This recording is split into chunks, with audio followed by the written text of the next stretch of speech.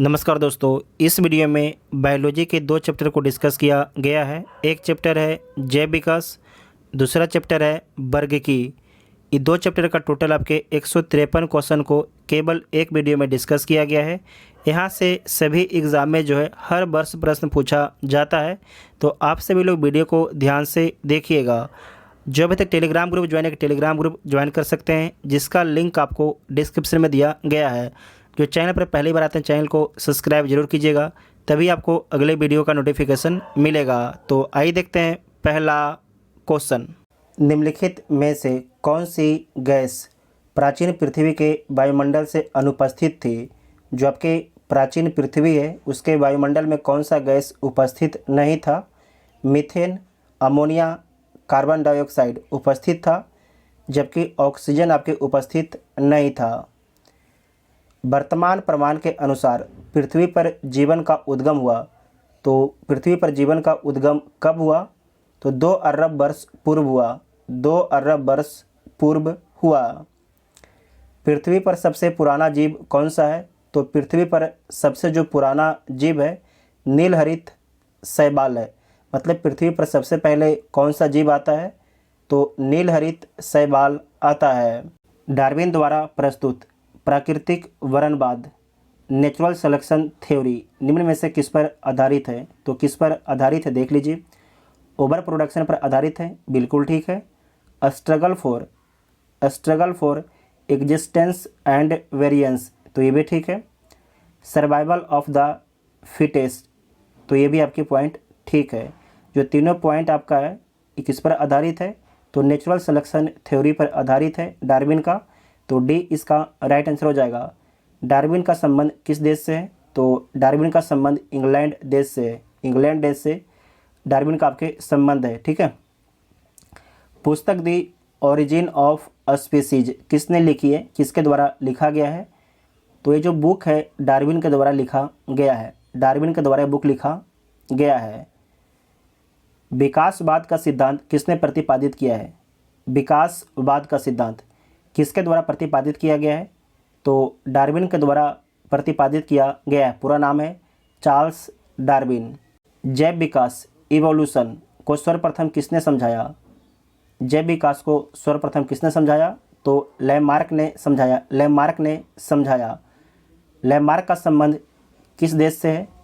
तो लैमार्क का संबंध फ्रांस देश से है। इनके द्वारा एक बुक लिखा गया है, उस बुक का नाम आपका है फिलोसफी जूलॉजिक, ठीक है। फिलोसफी जूलॉजिक उस बुक का नाम इसे नोट कर लीजिएगा, आपसे पूछा जा सकता है इनके बुक के बारे में। नेक्स्ट पॉइंट है विकास के उत्परिवर्तन सिद्धांत म्यूटेशन थ्योरी का प्रतिपादन किसके द्वारा किया गया है? तो किसके द्वारा किया गया है? ह्यूगो डी ब्रिज के द्वारा किया गया है। इनका संबंध किस देश से है? तो इनका संबंध हॉलैंड देश से है इनका संबंध। उसके बाद नेक्स्ट क्वेश्चन है मिलाने वाला, तो सम्मिलित कर लीजिए इसे। म्यूटेशन का सिद्धांत किसके द्वारा दिया गया है? भी आप लोगों ने तुरंत देखा। तो म्यूटेशन का सिद्धांत जो है डी ब्रिज के द्वारा दिया गया है। उसके बाद है विकास का सिद्धांत किसके द्वारा दिया गया है? तो डार्विन के द्वारा दिया गया है। एक जीन एक एंजाइम की परिकल्पना, ये सिद्धांत किसके द्वारा दिया गया है? तो ये दिया गया है बीडल और टैटम के द्वारा। उसके बाद है ओपेरॉन अवधारणा, ये किसके द्वारा दिया गया है? तो जैकब और मोनोड के द्वारा दिया गया है। इसे आप लोग मैच कर लीजिएगा। इसका आंसर क्या हो जाएगा? बी इसका राइट आंसर हो जाएगा, ठीक है। 1 का 4, 2 का 3 और सी का 1 और डी का 2 हो जाएगा, ठीक है। नेक्स्ट पॉइंट है कि विकास का मुख्य कारक क्या है? विकास का जो है मुख्य कारक क्या है? तो विकास का मुख्य कारक है प्राकृतिक वरण। क्या है? प्राकृतिक वरण है। नेचुरल सिलेक्शन है। क्या है? नेचुरल सिलेक्शन है। जैव विकास के संदर्भ में सांपों में अंगों का लोप होने को, खत्म होने को स्पष्ट किया जाता है। तो किससे स्पष्ट किया जाता है? तो अंगों का उपयोग तथा अनुपयोग से। जिस भी अंग का ज़्यादा उपयोग किया जाएगा उस अंग का ज़्यादा डेवलपमेंट होगा, और जिस अंग का उपयोग नहीं किया जाएगा वह अंग धीरे धीरे क्या हो जाएगा, समाप्त हो जाएगा, लोप हो जाएगा। जैसे एग्जाम्पल से आप समझिए कि जिराफ जो है, जिराफ अपना आगे वाला पैर और गर्दन का ज़्यादा इस्तेमाल करता है खाने में, तो उसके कारण जिराफ का जो आगे वाला दोनों पैर और जो उसका गर्दन है बहुत ही लंबा हो गया है। जैसे कि यहाँ सांप के बारे में बोला गया है, तो आपको समझना कि जो सांप है, सांप को पहले मानते हैं कि पैर था, लेकिन सांप जो है अपने पैर का इस्तेमाल करना बंद कर दिया, उसी कारण से धीरे धीरे जो आपके सांप का पैर था वो क्या हो गया, समाप्त हो गया है। ठीक है, सिंपल से आपको उदाहरण समझाते हैं कि आपके पास ऑप्शन ए और बी, दो आपकी गर्लफ्रेंड है, चाहे दो आपके बॉयफ्रेंड हैं, तो आप जो है, आपको जो दोनों में से सबसे बेहतर लगेगा उसके तरफ आप शिफ्ट हो जाइएगा। मतलब कि एक को आप जो है, किसी एक को आप उसे भुला दीजिएगा। ठीक है, तो अगर आप एक को भुला दिए तो क्या हो गया, एक आपके समाप्त हो गया, जबकि एक को आपने नहीं भुलाया तो धीरे धीरे क्या हो जाएगा, उससे आपका नज़दीकी बढ़ता चला जाएगा। तो वही काम आपके यहाँ पर हुआ अंगों के लोप से। ठीक है, नेक्स्ट है कि भारत की विशाल वन बिलियों में किसके बारे में कहा जाता है कि वह हाल ही में विलुप्त हो गई है। तो हाल ही में कौन विलुप्त हो गया है, चीता आपकी विलुप्त हो गया है, तो ए ऑप्शन आपका ठीक हो जाएगा। लेकिन आपको ध्यान रखना है कि अभी हाल ही में नामीबिया से भारत के मध्य प्रदेश के कुनो नेशनल पार्क में कुछ चीते को लाया गया है, कुछ चीते को आपको लाया गया, आपको याद रखना है कहाँ पर लाया गया है, तो मध्य प्रदेश के कुनो नेशनल पार्क में लाया गया है। और कहाँ से लाया गया है, तो अफ्रीका के नामीबिया से लाया गया है। आधुनिक मनुष्य के हाल का पूर्वज कौन है, आधुनिक मनुष्य के हाल का पूर्वज कौन है, तो क्रो मैग्नोन मानुस है, क्रो मैग्नोन मानुस है, तो बी ऑप्शन आपका ठीक हो जाएगा। नेक्स्ट पॉइंट है शब्द डेनिसोवन। शब्द डेनिसोवन कभी कभी समाचार माध्यमों में किस संदर्भ में आता है, तो किस संदर्भ में आता है, एक आदि मानव जाति है डेनिसोवन, एक आदि मानव जाति है डेनिसोवन। ये यूपीएससी के द्वारा पूछा गया था 2019 में। नेक्स्ट पॉइंट है आर्कियोपेट्रिक्स। आर्कियोपेट्रिक्स क्या है, तो आपको याद रखना है आर्कियोपेट्रिक्स के बारे में। तो जो आर्कियोपेट्रिक्स है जुरासिक युग का सर्वपुरातन पक्षी है, जुरासिक युग का जो है सर्वपुरातन पक्षी है आर्कियोपेट्रिक्स, तो ए ऑप्शन आपका ठीक हो जाएगा। नेक्स्ट पॉइंट है कि आर्कियोपेट्रिक्स किन वर्गों के प्राणियों के बीच योजक कड़ी है। आर्कियोपेट्रिक्स किन वर्गों के प्राणियों के बीच की जो है योजक कड़ी है, तो सरीसृप और पक्षी का, सरीसृप और पक्षी का। सरीसृप किसे बोला जाता है, जो अपने पेट के बाहर से सरकता है उसे सरीसृप बोला जाता है। ठीक है, मतलब कि जो सरकता है, ठीक है, उसे सरीसृप बोला जाता है। तो जो आर्कियोपेट्रिक्स है सरीसृप और पक्षी वर्ग के बीच में आता है। जो आर्कियोपेट्रिक्स ये पक्षी, इसके बारे में याद रखिएगा कि इसके पास चोंच भी था, इसके पास आपके चोंच भी था और चोंच में आपके दांत भी था, चोंच में आपके दांत भी था और इसका लंबा पूंछ था, इसका लंबा पूंछ था। और साथ ही आपको ध्यान रखना है कि इसका जो अंगुली था ये पंजे के आकार का था।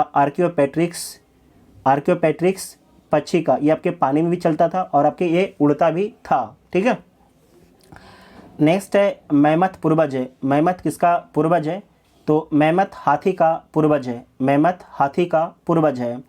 डायनासोर थे सिनोजोइक सरीसृप, मेसोजोइक पक्षी, पेलियोजोइक एम्फीबिया, मेसोजोइक सरीसृप। क्या थे, मेसोजोइक सरीसृप थे डायनासोर।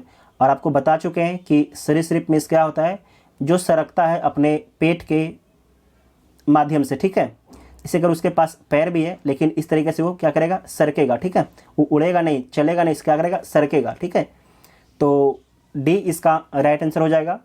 नेक्स्ट है डायनासोर रहे हैं।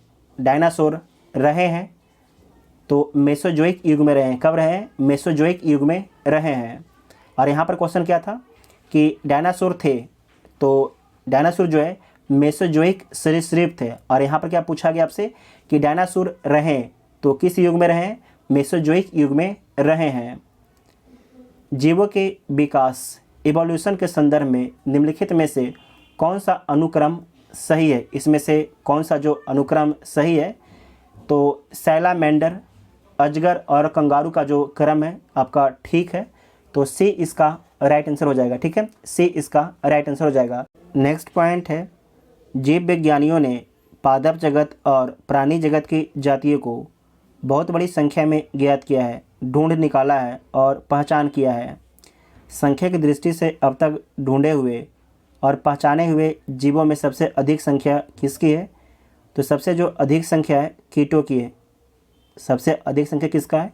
तो कीटों का है। ठीक है, गर्म रुधिर वाले जंतु वो होते हैं, गर्म रुधिर वाले जंतु वो होते हैं जो अपने शरीर के तापमान को हमेशा एक सा बनाए रहते हैं, हमेशा जो है एक सा बनाए रहते हैं, उन्हें गर्म रुधिर वाले जंतु बोला जाता है। एग्जाम्पल में पक्षी और स्तनधारी, एग्जाम्पल में जो है पक्षी और स्तनधारी हैं।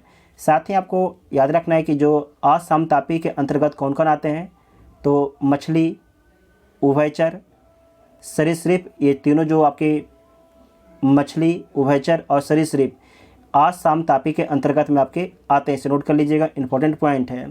निम्नलिखित में से कौन सा कथन आपके सही नहीं? इसमें से देखिए कौन सा कथन आपके सही नहीं है। सभी इकाइनोडर्म सजीव प्रजक होते हैं, तो ये आपके गलत हो जाएगा, निर्जीव भी होते हैं।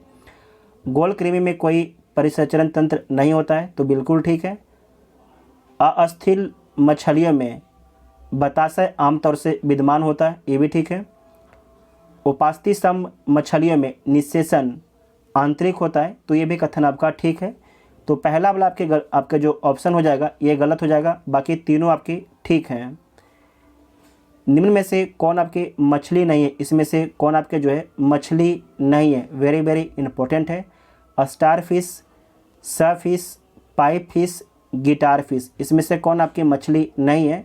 तो जो स्टार फिश है ये आपकी मछली नहीं है, जबकि सफिश, पाइप फिश, गिटार फिश ये तीनों आपकी मछली हैं। ठीक है, ये ध्यान में आपको रखना है।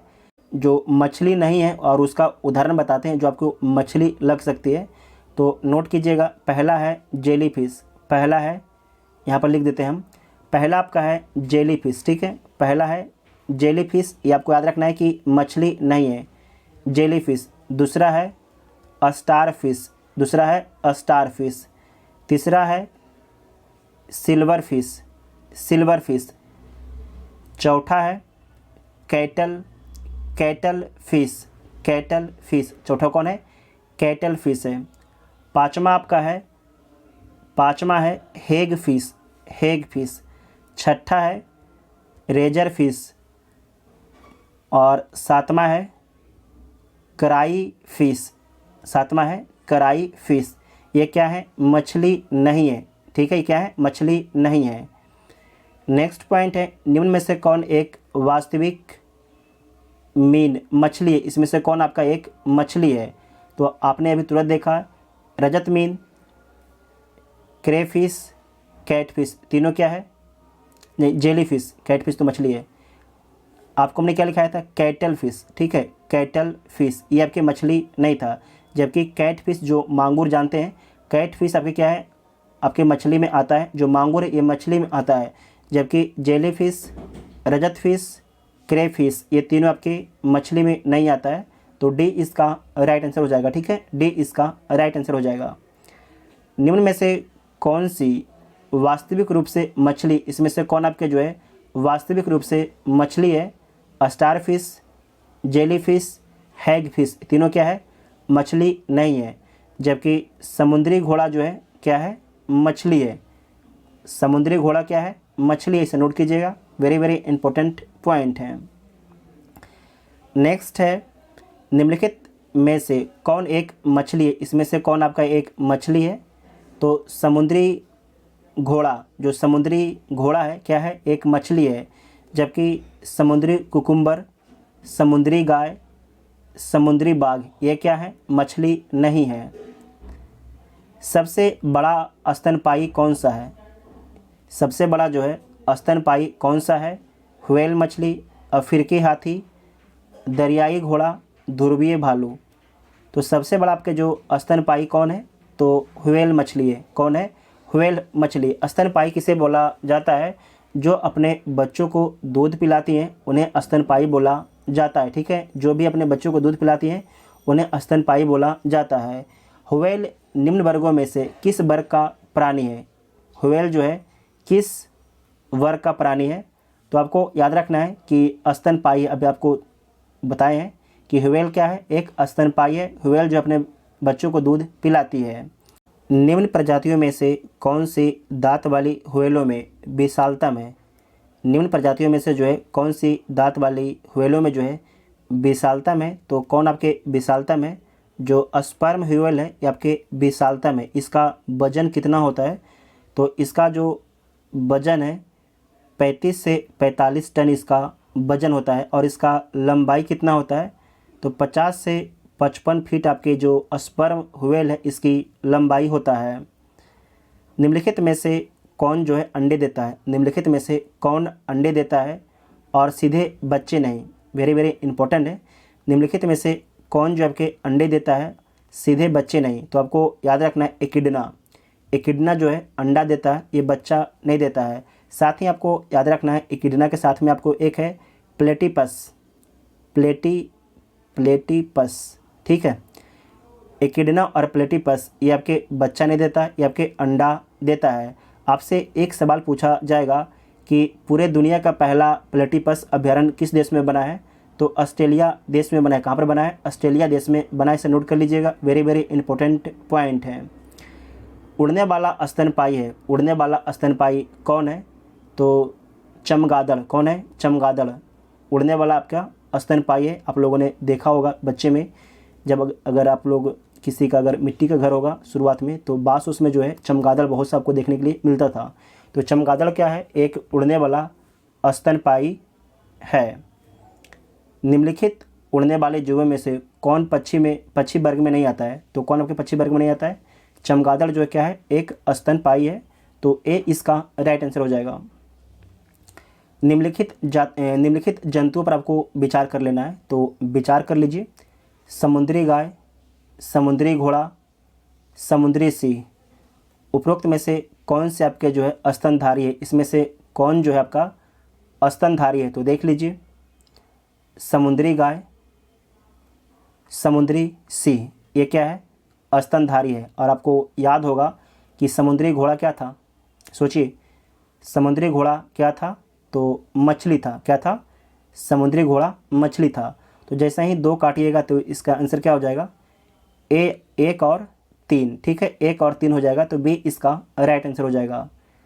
डॉल्फिन वर्गीकृत किए जाते हैं। डॉल्फिन वर्गीकृत किए जाते हैं मत्स्य में, उभयचर में, सरीसृप में, स्तनी में। किसमें? स्तनपायी में, ठीक है। तो डी इसका राइट आंसर हो जाएगा। निम्नलिखित में से सील किस जाति का है? आप लोगों ने सील देखा होगा, ठीक है। सील किस जाति का है? तो सील क्या है? स्तनपायी है। सील जो है अपने बच्चों को दूध पिलाती है। क्या करती है? अपने बच्चों को दूध पिलाती है। नेक्स्ट पॉइंट है, निरशंस प्राणी कौन सा है? निरशंस प्राणी कौन है? ऑटर है। कौन है? ऑटर, जिसे उदबिलाव भी बोला जाता है, उदबिलाव। और आपको याद रखना है कि जो ऑटर जो उदबिलाव है ये क्या है? तो स्तनधारी जंतु है। क्या है? स्तनधारी जंतु है। उसके बाद सेम क्वेश्चन यहाँ पर आ गया है। एम्फीबिया बताता है। तो एम्फीबिया क्या बताता है? जल एवं स्थल दोनों पर रह सकने वाले पशु क्या बोला जाता है? एम्फीबिया बोला जाता है। जो भी आपके जंतु जो है जल और स्थल दोनों में रहता है उसे एम्फीबिया बोला जाता है। जैसे कि मगरमच्छ, मेढक, ये सब सारे क्या हैं? कछुआ, ये आपके एम्फीबियन है। ये आपके जल में भी रह सकते हैं और स्थल पर भी रह सकते हैं। निम्न में से कौन सा गुण मनुष्य को अंश सभी बानर गुणों से पृथक करता है? तो चारों ऑप्शन को आप लोग ध्यान से पढ़ लीजिए। निम्न में से कौन सा गुण जो है मनुष्य को अंश सभी बानर गुणों से पृथक करता है? तो कौन सा गुण आपके अलग करता है? जानने की इच्छा प्रकट करना। जो मनुष्य होता है कोई भी चीज़ को जानना चाहता है, इसीलिए, ठीक है। मनुष्य में क्या होता है? इंटेलिजेंस होता है, मतलब कि जानने की क्षमता होती है कि ये काम कैसे होता है। कोई भी चीज़ अगर आप लोग देखते होंगे तो सोचते होंगे कि इस चीज़ को कैसे किया जाएगा, सोचने की क्षमता होती है। नेक्स्ट है निम्नलिखित में से कौन सा एक कपी नहीं है, इसमें से कौन आपका जो एक कपी नहीं है? गिबन, गोरिल्ला, ओरंग उटान, इसमें से कौन आपका एक जो है कपी नहीं है? तो लंगूर जो है ये आपका एक कपी नहीं है। तो लंगूर क्या है? तो लंगूर आपके बानर वर्ग का है, ठीक है। क्या है? लंगूर जो है बानर वर्ग में आता है, जबकि गिबन, गोरिल्ला, ओरंग उटान ये आपके क्या है? कपी है, ठीक है। मानव सदृश लघुत्तम कपी, मानव सदृश लघुत्तम कपी कौन है? तो गिबन है। कौन है? गिबन है। तो ए इसका राइट आंसर हो जाएगा। आपको याद रखना है कि जो आपका गिबन है ये क्या है? सबसे छोटा आकार का कपी है। सबसे छोटा आकार का कपी कौन है? तो गिबन है। और सबसे बड़े आकार के कपी कौन है? तो चिंपांजी, गोरिल्ला, ओरंग उटान और मनुष्य। कौन है? मनुष्य। फिर से बोलते हैं, सबसे बड़े कपी कौन है? तो चिंपांजी, गोरिल्ला, ओरंग उटान और मनुष्य। सबसे छोटा कौन है? तो गिबन है। सबसे छोटा कौन है? गिबन है। नीलगाय निम्नलिखित कुल में आती है। तो नीलगाय किस कुल में आती है? तो नीलगाय जो है हिरण के कुल में आती है। निम्नलिखित में से किस जंतु में खुर नहीं पाया जाता है? इसमें से किस जंतु में जो है खुर नहीं पाया जाता है? हिरण, जेबरा, घोड़ा, इन तीनों में आपके खुर पाया जाता है। जबकि जो गीदड़ होता है, गीदड़ में नाखून पाया जाता है। गीदड़ में जो है खुर के स्थान पर क्या होता है? नाखून होता है। ऑक्टोपस, ऑक्टोपस एक संधिपाद है, शुलचर्मी है, एक हेमिकॉर्डा है, एक मृदु कवचीय मोलास्क है। तो ऑक्टोपस क्या है? तो एक मोलास्क है। क्या है? एक मोलास्क है, ठीक है। सबसे बड़ा आकशेरुकी है। सबसे बड़ा जो है, ध्यान रखिएगा, आकशेरुकी है। सबसे बड़ा आकशेरुकी कौन है? तो अस्कबीड है। कौन है? अस्कबीड जो है सबसे बड़ा आपके आकशेरुकी है। इसकी लंबाई 12 से 14 मीटर तक इसकी लंबाई होती है। निम्नलिखित में से कौन सा एक जीव अन्य 3 जीवों के वर्ग का नहीं है? 4 ऑप्शन दिया गया है और आपसे पूछ रहा है कि निम्नलिखित में से कौन सा एक जीव जो है अन्य 3 जीवों के वर्ग का नहीं है? तो कौन नहीं है? केकड़ा, ठीक है। केकड़ा। केकड़ा किस वर्ग का है? तो केकड़ा जो है मेलकोस्ट्रेका वर्ग का है। यहाँ पर लिख देते हैं हम, नोट कर लीजिएगा, मेलकोस्ट्रेका, ठीक है। मेलकोस्ट्रेका वर्ग का है, ठीक है। जबकि बरुथी, बिच्छू और मकड़ी ये किस वर्ग का है? तो ये आपके है एरेने किंडा, ठीक है। एरेने किंडा वर्ग का है। एरेने किंडा वर्ग का है, ठीक है। केकड़ा किस वर्ग का है? तो मेलकोस्ट्रेका वर्ग का है। नेक्स्ट पॉइंट है, वाइट लेग हॉर्न एक किस्म है। किसका है? वाइट लेग हॉर्न एक किस्म है। तो ये किसका किस्म है? तो आपको याद रखना है, कुक्कुटों का एक किस्म। किसका है? कुक्कुटों का एक किस्म है। टिक और माइट वास्तव में है। टिक और माइट वास्तव में क्या है? तो टिक और जो माइट है मकड़ी वंशी है। क्या है? मकड़ी वंशी। मकड़ी की तरह होता है। आप लोग इसका जो फोटो है सर्च करके गूगल पर देख लीजिएगा, ये मकड़ी की तरह होता है, ठीक है। तो क्या है? मकड़ी वंशी है। तो ए इसका राइट आंसर हो जाएगा। जुगनू होता है। जुगनू क्या होता है? मोलास्क है, कीट है, कृमि है, सूत्रकृमि है। तो क्या है? जुगनू। तो जुगनू एक कीट है। लेकिन आपको याद रखना है कि जुगनू लगातार चमकते रहता है। किस कारण से चमकते रहता है? आपसे ये क्वेश्चन पूछा जाएगा। तो ल्यूसीफेरस के कारण। किसके कारण? ल्यूसीफेरस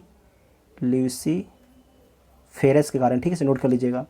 जुगनू लगातार किसके कारण चमकता है? तो ल्यूसीफेरस केमिकल के कारण, ठीक है। ल्यूसीफेरस एंजाइम के कारण जो है लगातार चमकते रहता है। निम्नलिखित में से कौन सा कीट नहीं? इसमें से कौन आपका जो है कीट नहीं है? तो मकड़ी जो है कीट नहीं है, जबकि खटमल, घरेलू मक्खी और मच्छर ये क्या है, कीट है।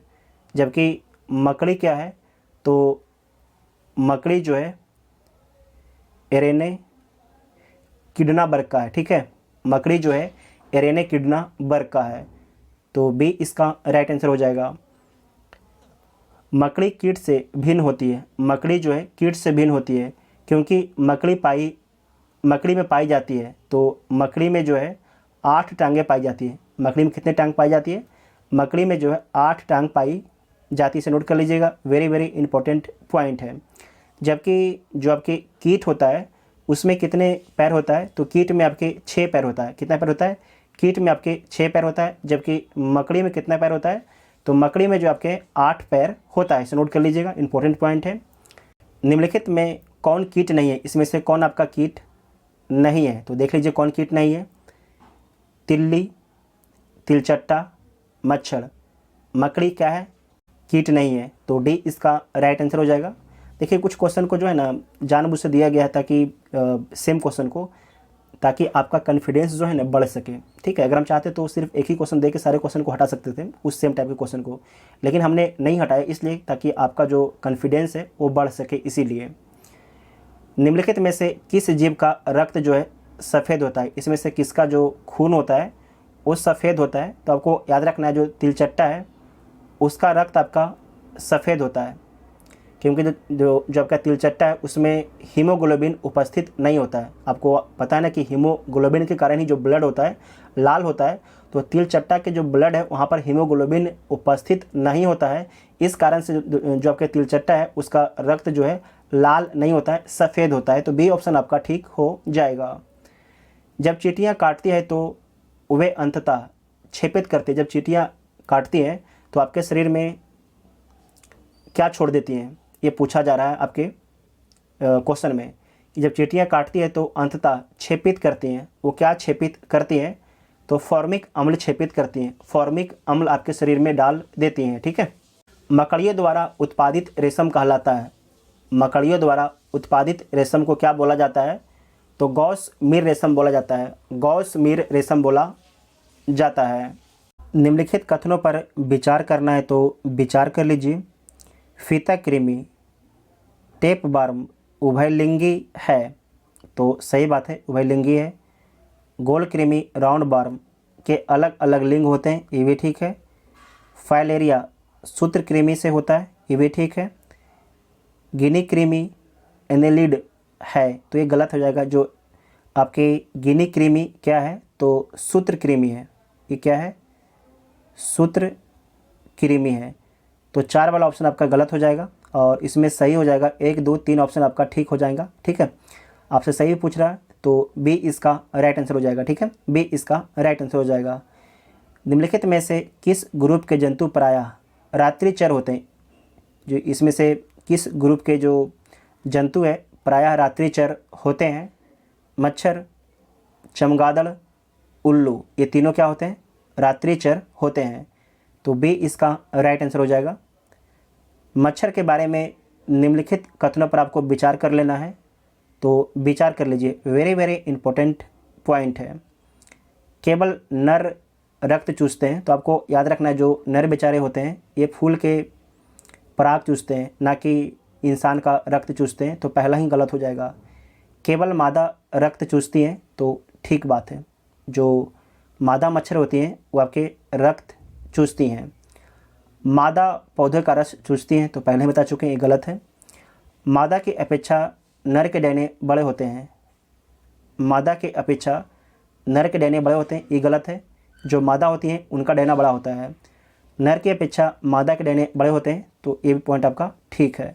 तो 2 और 5 जो आपका पॉइंट है ये ठीक है। तो 2 और 5 किस में है, तो 2 और 5 डी में है। तो डी इसका राइट आंसर हो जाएगा। निम्नलिखित में से कौन से प्राणी अपनी आंत में जल का संग्रह कर लेते हैं, तो कौन कर लेते हैं, ऊँट कर लेते हैं। ठीक है, ऊँट कर लेते हैं। निम्नलिखित में से कौन सा जानवर बिना पानी पिए सबसे लंबे अवधि तक रह सकता है, BBI पॉइंट है। निम्नलिखित में से कौन सा जानवर जो है बिना पानी पिए लंबे अवधि तक रह सकता है, तो कौन रह सकता है, कंगारू चूहा रह सकता है। ठीक है, कंगारू चूहा रह सकता है। इसमें देखिए ऊँट भी ऑप्शन है, लेकिन कौन होगा? कंगारू चूहा होगा। ठीक है, कंगारू चूहा होगा। नेक्स्ट है, निम्नलिखित में से कौन सा जानवर जो है ठोस मूत्र उत्सर्जित करता है? इसमें से कौन सा जो जानवर है ठोस आपका मूत्र उत्सर्जित करता है? आपके ये जो मूत्र तो उत्सर्जित करता है, लेकिन जो है वो ठोस मूत्र उत्सर्जित करता है, तो कौन करता है? कंगारू चूहा करता है, कंगारू चूहा करता है।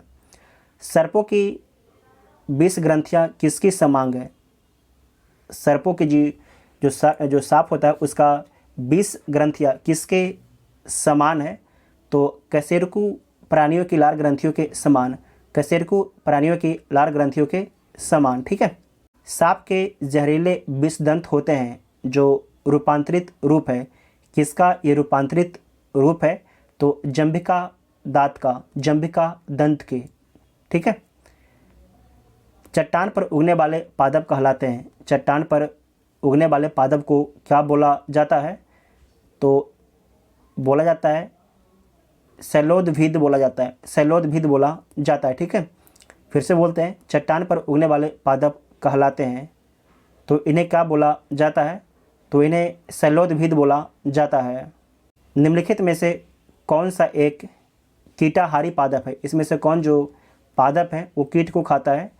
तो आपको याद रखना है, जो घटपर्णी का पौधा ये कीट को खाता है। जो घटपर्णी का पौधा है, आप सभी लोग इसे गूगल पर सर्च कीजिए, घटपर्णी का पौधा कैसा होता है। ठीक है, आप सभी लोग इसे सर्च करके देखिए गूगल में। निम्नलिखित में से कौन सा एक जो कीटहारी पादप है? तो घटपर्णी का पौधा है। और घटपर्णी का पौधा उगता कहाँ पर है? जहाँ नाइट्रोजन की कमी होती है वहीं पर निकलता है घटपर्णी का पौधा। अपने नाइट्रोजन को पूरा करने के लिए जो है ये कीटों को अपने जाल में फंसाता है और उसे खाता है। ठीक है। नेक्स्ट पॉइंट है, घटपर्णी के निम्नलिखित भागों में से कौन सा एक घट में रूपांतरित होता है? तो कौन आपका जो है एक घट में रूपांतरित होता है? तो पत्ता जो होता है उसका एक घट में रूपांतरित हो जाता है। ठीक है, तो बी इसका राइट आंसर हो जाएगा। लोटा टाइप का होता है, इसमें क्या होगा कि इस तरीके से बना रहेगा और ऊपर से जो है एक ठिप्पी रहेगा। जैसे ही इसके अंदर में आपकी कीड़ा जाता है, ये क्या हो जाएगा? लग जाएगा। ठीक है, ये आपके लग जाता है, तो बी इसका राइट आंसर हो जाएगा। आप लोग सर्च करके देख लीजिएगा। निम्नलिखित में से कौन सही रूप से सम्मिलित नहीं? इसमें से कौन आपका एक जो है सही रूप से सम्मिलित नहीं है? तो देख लीजिए, ईस्ट, ईस्ट क्या है? किण्वन करता है, तो ठीक है। कैसिन, दूध प्रोटीन। एलोवेरा आवृत्ति बीजी है, ये भी ठीक है। आवृत्ति बीजी में समझते हैं, उसका बीज नहीं होता है। ठीक है, उसका बीज नहीं होता है। घटपर्णी, घटपर्णी परजीवी आवर्त बीजी है, तो घटपर्णी क्या है? तो घटपर्णी आपका एक पौधा है और कहाँ पर उगता है? जहाँ पर नाइट्रोजन की कमी होती है वहाँ पर उगता है। तो डी वाला जो ऑप्शन हो जाएगा ये आपके गलत सम्मिलित है। परजीवी आवर्त बीजी नहीं है, क्या है? एक पौधा है। ठीक है, एक क्या है? पौधा है, तो डी इसका राइट आंसर हो जाएगा। निम्नलिखित में से कौन सा युग्म सही सम्मिलित नहीं है? इसमें से कौन सा जो युग्म है आपका सही सम्मिलित नहीं है? अमरबेल तना परजीवी है, तो बिल्कुल ठीक है। चंदन जड़ परजीवी है, ये भी ठीक है। आर्किड अधिपादप एपिफाइट है, तो ये भी ठीक है। घटपर्णी जलोदभिद है, ये आपकी गलत हो जाएगा। घटपर्णी क्या है? तो एक कीटभक्षी पौधा है। क्या है? एक कीटभक्षी पौधा है, तो डी इसका राइट आंसर हो जाएगा, मतलब कीट को खाता है। नेक्स्ट पॉइंट है, नेपेथिन्स, नेपेथिन्स, नेपेथिन्स खासियाना जिसे बोलते हैं घटपर्णी नामक दुर्लभ एवं आपातीय पौधा पाया जाता है, तो किस राज्य में पाया जाता है? हिमाचल प्रदेश, मध्य प्रदेश, हिमाचल प्रदेश, उत्तर प्रदेश। तो आपको याद रखना है मेघालय में पाया जाता है, मेघालय में पाया जाता है। हल्दी के पौधे का खाने लायक हिस्सा कौन है? हल्दी के पौधे का खाने लायक कौन सा हिस्सा है? तो प्रकंद है। कौन सा हिस्सा है? प्रकंद हिस्सा जो है खाया जाता है, तो बी ऑप्शन आपका ठीक हो जाएगा। फलों का वह प्रकार जिसमें लीची को रखा जाता है वह क्या है? तो नट है। क्या है? नट है। नट किसे बोला जाता है? तो आपको जैसे कि लीची इसका एग्जाम्पल है। ठीक है, लीची, लीची इसका एग्जाम्पल है। लीची में क्या होता है कि सबसे पहले छाल होता है। ठीक है, और छाल के नीचे आपके गुद्दा होता है और गुद्दा के नीचे आपके बीज होता है। ठीक है, तो छाल के नीचे आपके जो छाल होता है, छाल के नीचे गुदा, और गुदा के नीचे जो आपके बीज होता है उसे क्या बोला जाता है, उसे नट बोला जाता है उसे, ठीक है, उसे नट बोला जाता है, नट ग्रुप में रखा जाता है। निम्नलिखित पादपों में से किसका संग्रह अंग तना नहीं है, किसका संग्रह अंग जो है तना नहीं है, वेरी वेरी इंपॉर्टेंट पॉइंट है, किसका संग्रह अंग जो है तना नहीं है। तो इसमें जो आपका शकरकंद है, शकरकंद, इसका संग्रह अंग तना नहीं है, क्या है, जड़ है, क्या है, जड़ है। जबकि गन्ना, आलू, अदरक, इन तीनों का संग्रह अंग जो है तना है, वेरी वेरी इंपॉर्टेंट पॉइंट है। निम्न में से कौन सा तना है, इसमें से देखिए आपके कौन तना है, तो शलजम, गाजर, शकरकंद, ये क्या है, ये आपके जड़ है, क्या है, जड़ है। तना कौन है, तो अदरक आपका एक तना है, तो बी ऑप्शन आपका ठीक हो जाएगा। अदरक तना है, जड़ नहीं, क्योंकि ये बीपीएससी का पूछा हुआ सवाल है। अदरक क्या है, एक तना है, जड़ नहीं, क्योंकि इसमें जो है नोड और इंटरनोड होता है, इसीलिए इसमें जो है नोड और इंटरनोड होता है, इसीलिए। निम्न को सम्मिलित कीजिए, तो सम्मिलित कर लीजिए। प्रकंद कौन है, तो प्रकंद आपका अदरक है। स्तंभकंद आलू है। शलकंद कौन है, तो लहसुन है। घनकंद जिमीकंद सूरन है, जिमीकंद सूरन है। तो 3 4 1 2, 3 4 1 2, तो सी इसका राइट आंसर हो जाएगा। नेक्स्ट पॉइंट है, निम्नलिखित में से कौन सा रूपांतरित स्तंभ है, कौन सा आपके जो है रूपांतरित स्तंभ है इसमें, तो गाजर और शकरकंद क्या है, ये आपकी जड़ है। जबकि आलू जो है रूपांतरित स्तंभ है, आलू क्या है, रूपांतरित स्तंभ है, तो डी इसका राइट आंसर हो जाएगा। आलू है, आलू क्या है, मूल है, फल है, कंद है, सल्क कंद है, क्या है, सोच के बताइए आप सभी लोग। आलू है एक, आलू क्या है, तो एक कंद है, आलू क्या है, एक कंद है। निम्नलिखित में से कौन सा एक जो है कवकों और उच्चतर पादपों की जड़ों के बीच उपयोगी प्रकार्यक सहचर है। इसे दोबारा ध्यान से पढ़िएगा कि निम्नलिखित में से कौन सा एक जो है कवकों और उच्चतर पादपों की जड़ों के बीच उपयोगी प्रकार्य सहचर है, तो कौन है, कवक मूलक है, ठीक है, कवक मूलक है। इसमें दोनों को फ़ायदा होता है, तो डी इसका राइट आंसर हो जाएगा। नेक्स्ट पॉइंट है, माइकोराइजा एक सहजीवी संबंध है। माइकोराइजा जो है एक सहजीवी संबंध है, तो किससे किसके बीच में है, कवक और पौधे के बीच में है, कवक और पौधे के बीच में है, तो सी ऑप्शन आपका ठीक हो जाएगा। फलीदार पादपों की जड़ों में उपस्थित गांठों में पाए जाने वाले नत्रजन स्थिरीकरण जीवाणु हैं, तो क्या होते हैं, सहजीवी होते हैं, और उसका नाम क्या है, राइजोबियम जीवाणु है। कौन है, राइजोबियम जीवाणु है। नेक्स्ट पॉइंट है, मटर पौधा है, तो मटर आपका एक साग कुल का पौधा है, मटर जो है एक साग कुल का पौधा है। तना काट आमतौर से किसके प्रवर्धन के लिए प्रयोग किया जाता है, तो गन्ने के प्रवर्धन के लिए प्रयोग में लाया जाता है तना काट पद्धति। लौंग है, इस क्वेश्चन को ध्यान से समझिएगा, बार बार एग्जाम में पूछा जाता है, ठीक है। लौंग है, लौंग क्या है, तना की गांठें हैं, जड़ की गांठें हैं, बंद कलियां हैं, बीज है, तो लौंग क्या है, लौंग आपका एक बंद कलियां है, क्या है, एक बंद कलियां हैं। निम्नलिखित मसालों में से कौन सी एक जो है पुष्प कलिका होती है, कौन जो आपका है एक पुष्प कलिका होती है, तो पुष्प कलिका कौन होती है, लौंग होती है, तो बी ऑप्शन आपका ठीक हो जाएगा। लौंग है, इस क्वेश्चन को जो है ना बहुत तरीके से पूछा जाता है, तो लौंग क्या है, तने की गांठें हैं, जड़ की गांठें हैं, पत्तियां हैं, सूखे फूल है। लौंग क्या होता है, लौंग जो है सूखे फूल है। लौंग पौधे के निम्नलिखित में से किस भाग से प्राप्त होता है, शुष्क पत्तियां से, शुष्क तने से, शुष्क बीज से, शुष्क पुष्पकली से, तो किससे होता है, शुष्क पुष्पकली से। ये बीपीएससी का पूछा है, तो 2015 में पूछा है, कब पूछा है, 2015 में पूछा, आप यहाँ पर देख भी सकते हैं। लौंग एक मसाला पौधे के किस भाग से प्राप्त होता है, ये पौधे के किस भाग से मिलता है, और बीपीएससी इसे 2020 में पूछा है। तो फूल की कली से मिलता है, किससे मिलता है? फूल की कली से मिलता है। एक क्वेश्चन है और उसे कितने टाइप से पूछा गया है आप लोगों ने देख लिया। निम्नांकित में से कौन एक सुम्मिलित नहीं है? इसमें से कौन आपका जो है एक सुम्मिलित नहीं है? तो देख लीजिए कौन सुम्मिलित नहीं है। अदरक, अदरक राइजोम, तो बिल्कुल ठीक है। केसर, केसर बीज से मिलता है, तो गलत बात है। केसर जो है वर्तिका, केसर जो है वर्तिका तथा वर्तिकांग से मिलता है। किससे मिलता है?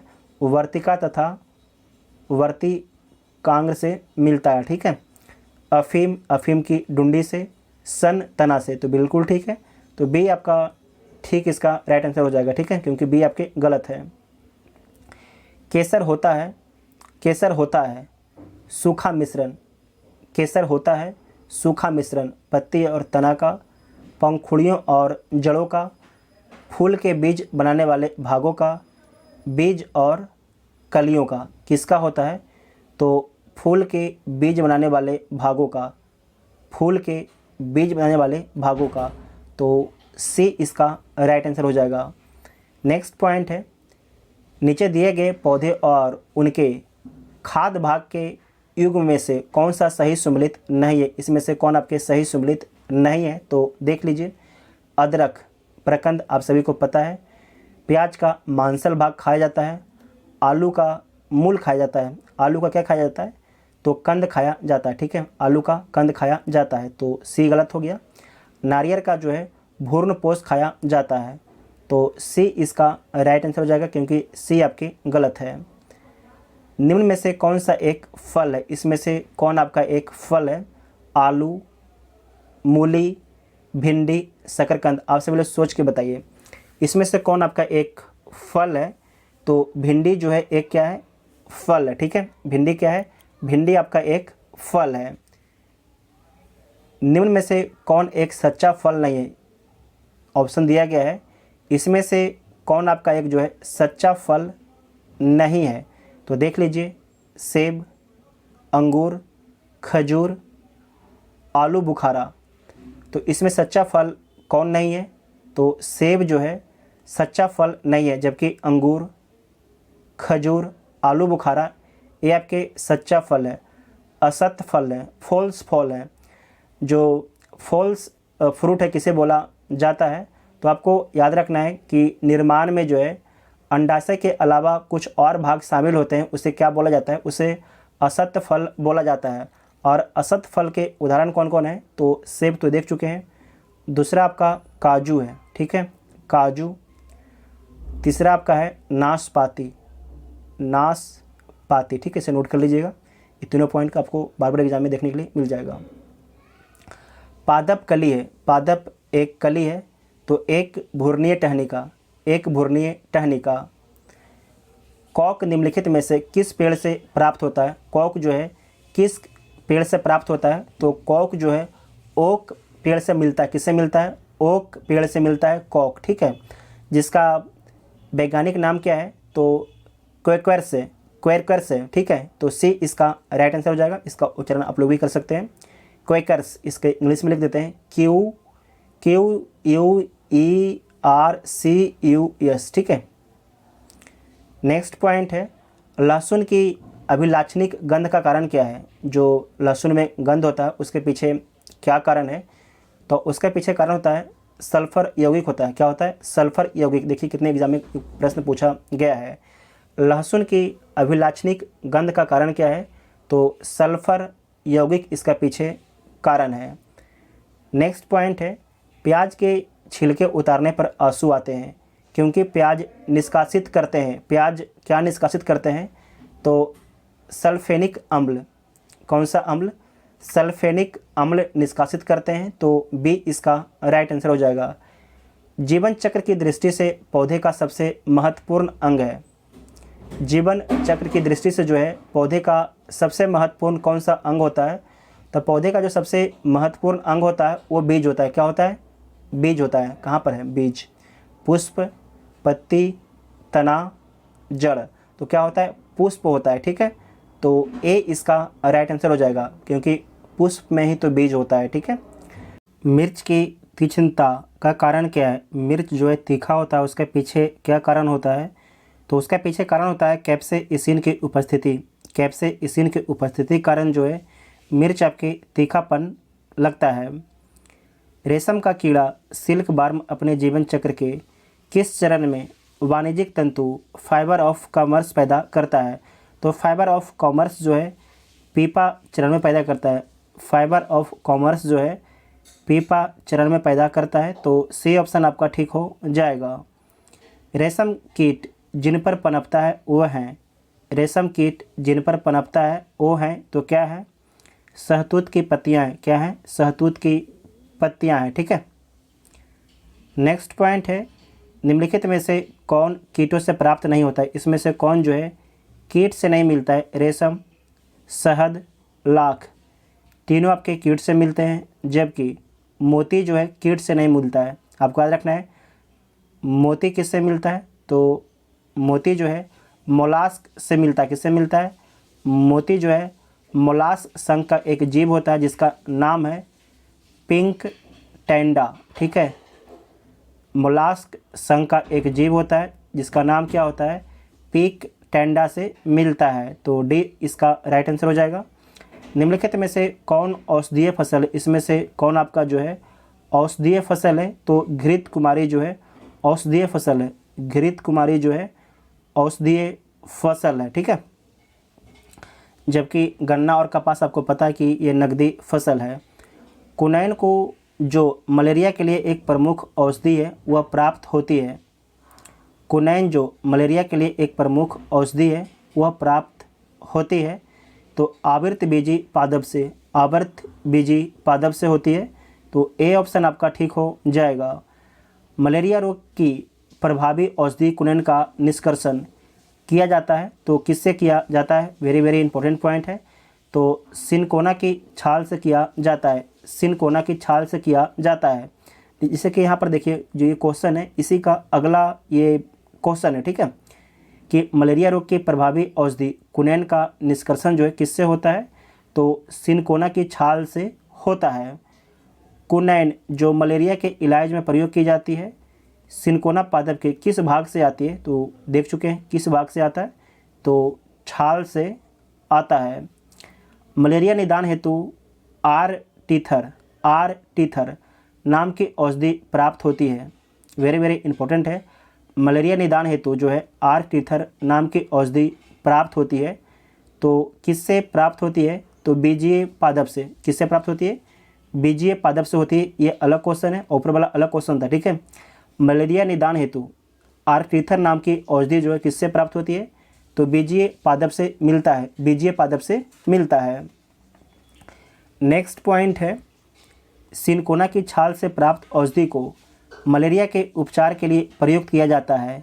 जिस कृत्रिम औषधि से इस प्राकृतिक उत्पाद को प्रतिस्थापित किया गया है उसका नाम क्या है?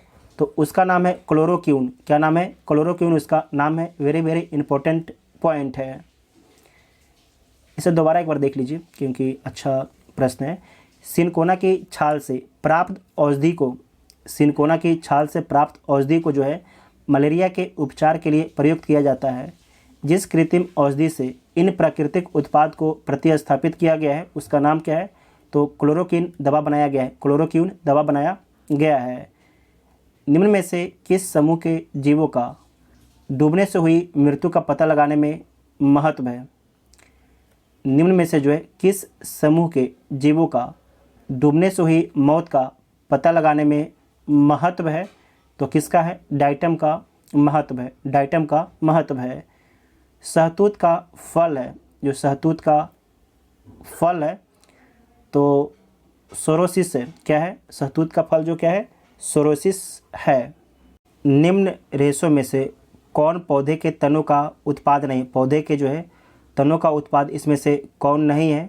सन, पटसन, जूट, ये तीनों जो है तनों का उत्पाद है। जबकि कपास जो है किससे मिलता है? तो कपास आपके बीज से मिलता है, ठीक है।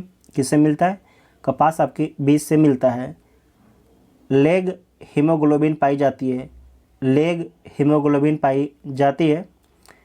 लेग्यूम मूल ग्रंथियों में पाई जाती है।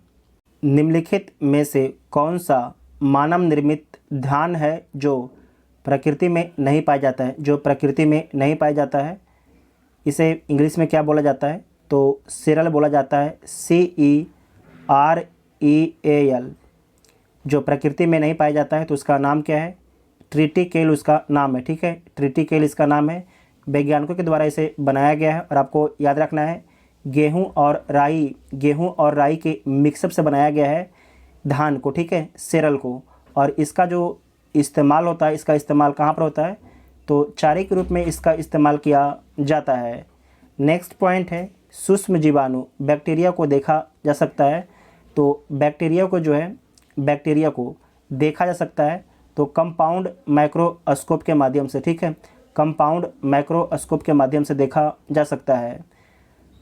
नेक्स्ट पॉइंट है निम्नलिखित कथनों पर आपको विचार करना है, तो विचार कर लीजिए। मरुस्थलीय पौधे के जड़ तंत्र काफ़ी लंबे होते हैं, तो बिल्कुल ठीक है। मृदा का उच्च तापमान जड़ विकास को प्रोत्साहित करता है, गलत बात है। जो इसके जड़ होते हैं पानी की खोज के लिए लंबे दूरी तक जाते हैं, तो केवल ए सही होगा, आर आपकी गलत हो जाएगा। तो इसका राइट आंसर क्या हो जाएगा?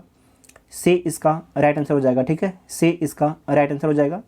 नेक्स्ट पॉइंट है मरुस्थलीय पौधे की जड़ें लंबी होती है, उसके पीछे कारण क्या होता है?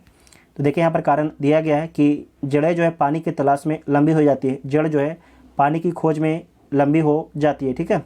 तो बी ऑप्शन आपका ठीक हो जाएगा। मरुस्थल में फ्यूटोफाइटस मिलते हैं, यानी ऐसे पादप जिनमें लंबी मूसला जड़ होती है और जिसकी लंबाई जो है 20 से 30 फीट होती है। तो सी इसका राइट आंसर हो जाएगा। ये आपके राजस्थान पीसीएस में पूछा गया था। शुष्क जलवायु के भली भांति अनुकूलित पेड़ पौधों को कहते हैं।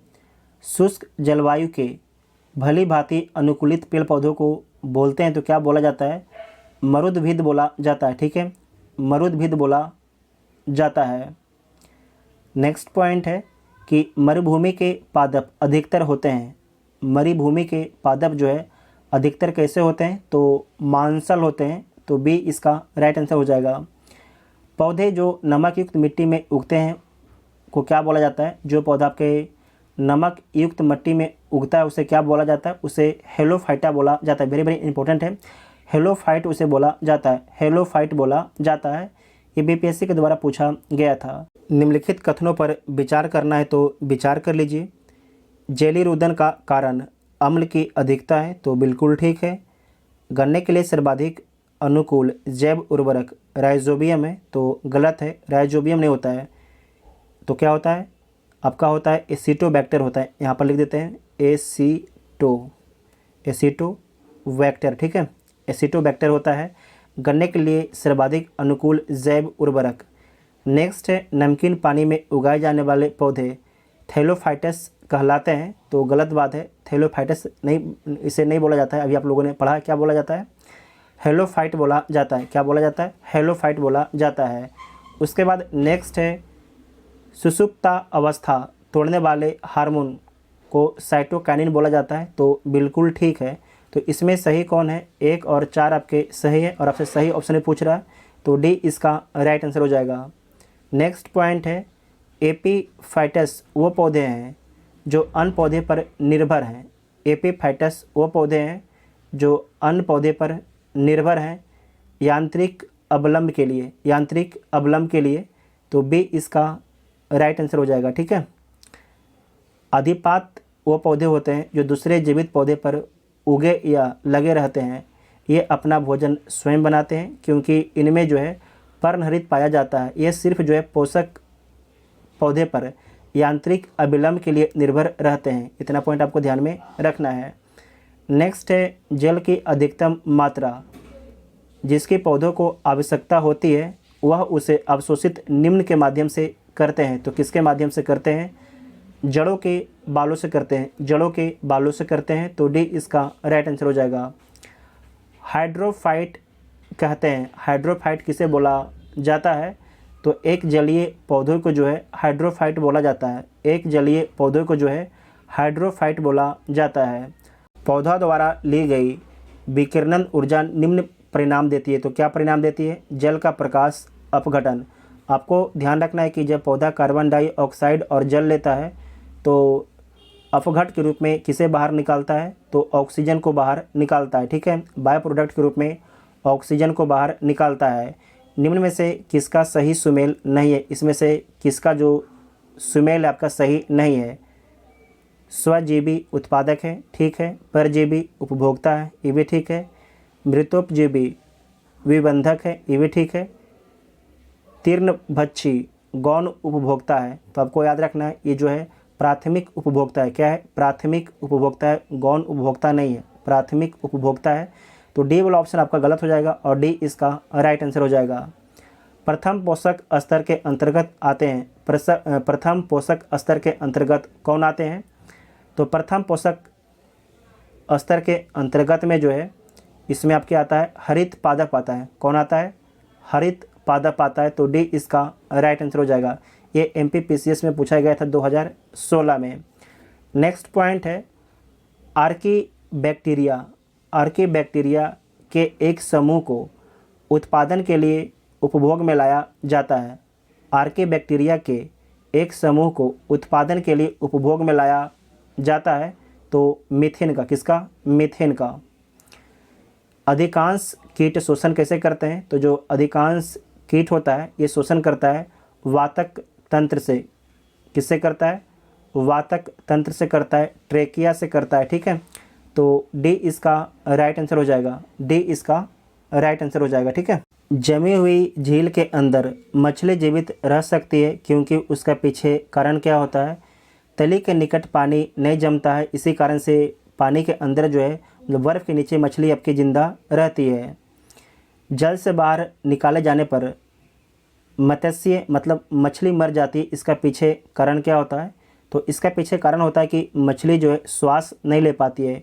मछली जो है श्वास नहीं ले पाती है, इसी कारण से मछली मर जाती है पानी के बाहर। मछलियों में समानता शोषण होता है। मछलियों में समानता शोषण जो है किसके द्वारा होता है? तो गलफड़ों के द्वारा होता है। किसके द्वारा होता है? गलफड़ों के द्वारा होता है। सेब के फल में लाली का कारण क्या है? वेरी वेरी इंपॉर्टेंट पॉइंट है। सेब के फल में जो है लाली के पीछे कारण क्या है? तो एंथोसाइनिन है। क्या कारण है? एंथोसाइनिन के कारण जो सेब का फल होता है वो आपके उस पर लाली रंग होता है। ठीक है, लाल तो नहीं कहेंगे, उस पर लाली रंग होता है सेब में एंथोसाइनिन की उपस्थिति के कारण। नेक्स्ट है टमाटर में लाल रंग किसके कारण होता है? वेरी वेरी इंपॉर्टेंट है। टमाटर में लाल रंग किसके कारण होता है? तो लाइकोपीन के कारण होता है। जबकि सेब में लाली किसके कारण होता है? तो एंथोसाइनिन के कारण होता है। एंथोसाइनिन के कारण होता है। और टमाटर में लाल रंग जो है लाइकोपीन के कारण होता है। पपीते में पीले रंग का कारण क्या है? तो पपीता में जो है पीले रंग के पीछे कारण है करिका जेनेंथिन। करिका जेनेंथिन जो है पपीते में पीले रंग का कारण है। हाल ही में हमारे वैज्ञानिकों ने केले के पौधे की एक नई और भिन्न जाति की खोज की है जिसकी ऊंचाई लगभग 11 मीटर तक जाती है और उसके फल का गुदा नारंगी रंग का है। यह जो भारत के किस भाग में खोजा गया है? ये आपके UPSC के द्वारा पूछा गया था 2016 में। तो आपको याद रखना है अंडमान द्वीप पर खोजा गया था। अंडमान द्वीप पर खोजा गया था। खमीर का एक उदाहरण है। इसमें खमीर का उदाहरण कौन है? तो जो कवक है ये आपके खमीर का उदाहरण है। कवक जो है एक खमीर का उदाहरण है। ईस्ट और मशरूम है। ईस्ट और मशरूम है तो क्या है? ईस्ट और मशरूम तो फंगी है। ईस्ट और मशरूम क्या है? तो फफूंद है। क्या है? कवक है। ठीक है, क्या है? कवक है।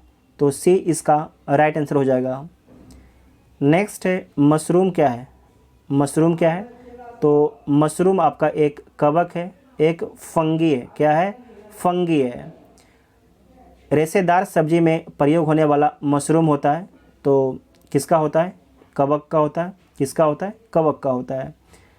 कपास का प्रमुख घटक है। जो कपास है इसका प्रमुख घटक क्या होता है? तो सेलुलोज होता है। क्या होता है? सेलुलोज आपके कपास का प्रमुख घटक है। लाइकेन मिश्रित जीव है जो बने होते हैं, जो लाइकेन आपका एक मिश्रित जीव है, ये किससे किससे बना होता है, एग्ज़ाम में खूब पूछा जाता है। तो कवक एवं शैवाल से बना होता है, कवक एवं शैवाल से बना होता है। शैवाल और कवक के मिलने से लाइकेन बनता है, जिसे बोला जाता है, इसे क्या बोला जाता है, तो इसे क्या बोला जाता है, तो इसे बोला जाता है म्यूटालिज्म बोला जाता है, म्यूटालिज्म बोला जाता है। ठीक है, तो बी इसका राइट आंसर हो जाएगा। लाइकेन जो एक नग्न चट्टान पर, लाइकेन जो है एक नग्न चट्टान पर भी पारिस्थितिक अनुक्रम को प्रारंभ करने में सक्षम है, वास्तव में किनके सहजीवी सहचर हैं, किनके जो हैं सहजीवी सहचर हैं, तो शैवाल और कवक के हैं। किसके हैं? शैवाल और कवक के हैं। देखिए क्वेश्चन पूछने का यहाँ पर सिर्फ लैंग्वेज को बदल दिया गया है, इसे दोबारा आप देखिएगा। यूपीएससी 2014 में पूछा था, लाइकेन जो एक नग्न चट्टान पर भी पारिस्थितिकी अनुक्रम को प्रारंभ करने में सक्षम है, वास्तव में किनके सहजीवी सहचर है, तो किसका है? कवक और शैवाल का है, कवक और शैवाल का है। नेक्स्ट पॉइंट है, नोस्का पिन किससे प्राप्त होता है? जो नोस्का पिन है ये किससे मिलता है? तो पोस्ता पॉपी से मिलता है, पोस्ता पॉपी से मिलता है। हीरोइन प्राप्त होता है, जो हीरोइन है ये किससे मिलता है? तो हीरोइन जो है अफीम पोस्ता से मिलता है। हीरोइन किससे मिलता है? अफीम पोस्ता से मिलता है। मॉर्फिन किससे प्राप्त होता है? जो मॉर्फिन है ये किससे मिलता है? तो मॉर्फिन जो है फल से मिलता है। मॉर्फिन किससे मिलता है? तो फल से मिलता है। अफीम प्राप्त किया जाता है, तो अफीम किससे मिलता है?